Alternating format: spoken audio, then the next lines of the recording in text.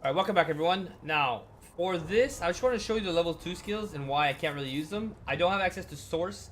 These almost all cost a source point to use. I'm going to go over them really quick before we move on to Pyro. And I'm going to do a quick recap on the jump abilities and the comparison to them. Comparing them one to another. Every class has access to one except the mage. He has access, or a mage has access to teleport. But one I can show you is this one, but I found it rather weak.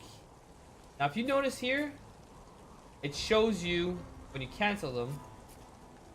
So right now I have 3 that are blocked off. It tells you which skill is using these. Because these level 2 skills require 3 slots. That is huge. You're going to need a lot of points in memory to be able to even support one of these skills. Technically, I can support maybe I can support 4 if that's all I'm using, but without source, it's pretty useless. To go over them, Epidemic Fire, it sends out cursed flames. That is huge. It's gonna do Necrofire. Necrofire is super potent. Like, you throw oil in that, and man, it's just so strong. You can just cover an entire area in Necrofire. They're probably gonna die before they get to you. Like, no doubt about it. Unless they're immune fire, or somehow, even if Holy might affect them, I'm not sure if they're blessed. It might cancel it out, because Necrofire or anything that's cursed, I don't even think that the bash skill will remove it. You can't cast rain on Necrofire. Blood is what takes care of Necrofire. I'd have to test it out, but I think you would have to have rain of blood to cancel out Necrofire. I know it removes the debuff, and the debuff cannot be removed by water. So if you walk through Necrofire, you are going to keep taking damage until the buff falls off. Or you bleed. So that would be Epidemic of Fire. It does a lot of damage. The range is pretty far. And I mean, it is a pretty good skill. But again, these skills have to be good for the resource needed. Source and 3 memory slots. Now I have this one, which used to be the old Ward. It's the only summon spell I've noticed. But it did nothing in combat. I don't even think it gave me fire resistance. It did nothing. It just moved around. That was it. It was a meat shield. It says fire ward, but it lasts 10 turns though. It lasts a long time in combat. Enough that you can recast it before it's done. It says it's supposed to cast 3 projectile blaze. But it did nothing. Like, it absolutely did nothing in combat. I don't even remember if I had control of it. I'll use it in the next fight, but it did nothing. Let's examine it. Chain? What does that mean? Unchain. Oh, wait. Oh, okay. If I unchain it, it'll stay there? Nope. Okay, I don't know what chain unchain does. But let's examine. It absorbs fire, but it's weak to water and whatever other skill it was. Hold on. Examine it again. And how much did it cost? It costs 1 AP, so that's not bad for a meat shield if it will work. 186 armor, it's pretty good for this level. Got decent health, really crappy stats. Low initiatives, it's always going to be last. And immune poison. So immune poison absorbs fire and really weak to water, so I haven't seen any enemies cast it. I don't know what it does in combat. If I pull right now, nope, I'm not ready for pulling. So I was gonna cover the 3 jumps. This one is your warrior one. It does fire when you land. Now be careful, you have to move out. My character just followed right into it. Then you have this one is the huntsman one. It does hasted for 1 turn, so you will move faster and your AP will be much better for that 1 turn. So you're not actually getting AP, it's just for you to move. Really. They all only cost 1 AP, 1 slot. These are amazing. I would highly recommend getting at least 1 per character. It gives you that mobility on the field. Mobility is huge in tactical games. And then you have the rogue one, which if I was stealth, right over here. Remember to push shift to see the area that they see in. I can jump here now. And they don't know, so I can now pickpocket if I want. And she's got nothing. Oh, she got rope. Now I can show some of these out of combat. Okay. Burn My Eyes will give you a clear-minded buff, which increases primary attributes and cures blindness. If you're blind, it will remove the status. Now, my stats are 10, 13, 16, 10, 24, 12. This will improve my wit by quite a bit. I'm not sure if it's a straight up boost, but there we go. Plus 10 from clear-minded. Plus 5 for my intelligence. 5 all stats. This is good on any class. Really good to use, and it lasts, what, 3 turns? This is how long it lasted there. That's not the 10 turns you're used to, but this is still handy to find treasure. If I do it again, increase wits, protect from mind controlling effects. Oh. Yes, rage does not work on this. If I were to do rage, it will not work or cancel it out. You cannot have rage and burn my eyes at the same time. So it does more than it seems. Another one that you have here, haste. Let's see how long haste lasts. So you get bonus AP and out of combat. So movement plus 2 and AP recovery plus 1. You're actually going to be pretty fast. So you could use it to move faster along the map. I'm not sure if that means that actual getting extra movement speed would make you move faster. I doubt it. So it's definitely just a buff, makes you move faster out of combat.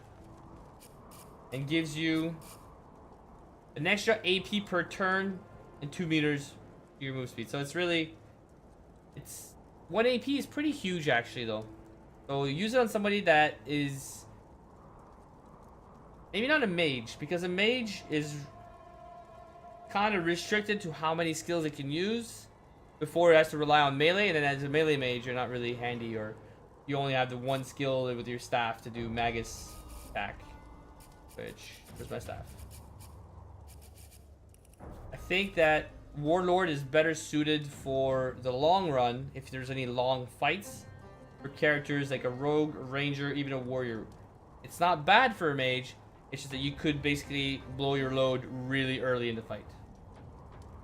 Staff of Magus, this is basically if you equip a staff. It no longer weaves in and out, so it's easier to hit with now. I can probably hit him now. And you just do a magic damage ability. So whatever your staff is what is based off of. And your int. Staff plus int. Okay, so I have to chew through the armor first. If I were to do Staff of Magus, then Fire Blood. Oh, it's on everybody? Never mind, it won't work in my own guys. This would give you a debuff that would make you bleed fire every time you're hit. So it could be pretty handy on a zombie actually, because then they'll explode every time they take a hit. Except we don't bleed poison when we're hit with the zombie perk.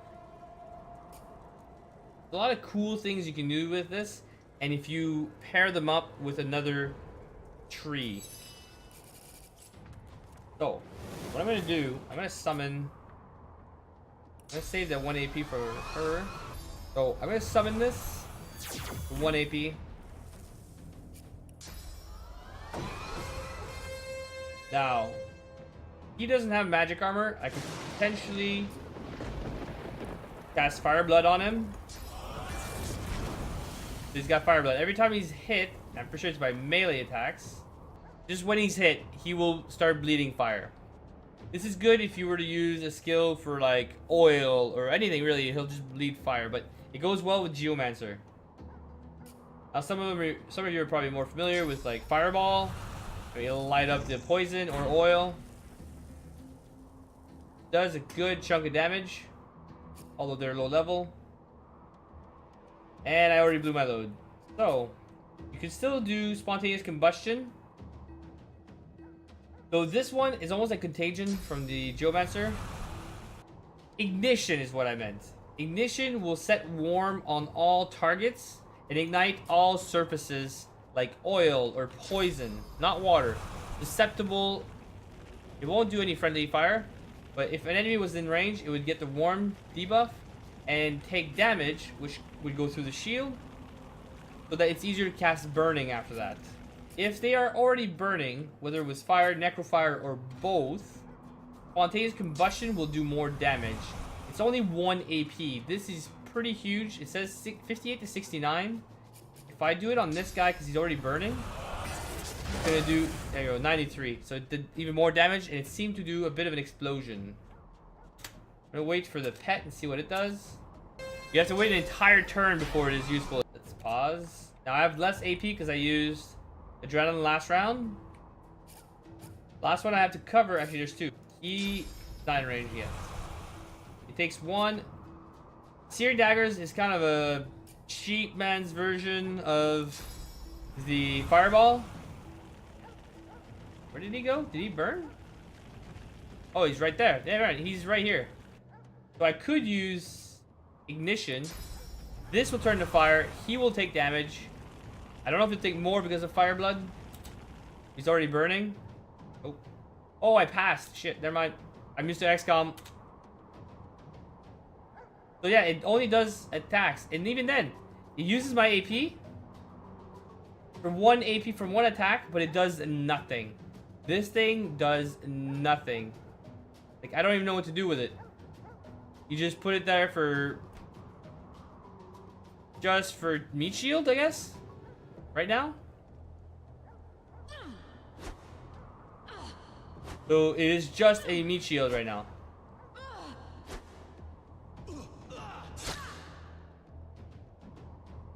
Okay, he didn't move.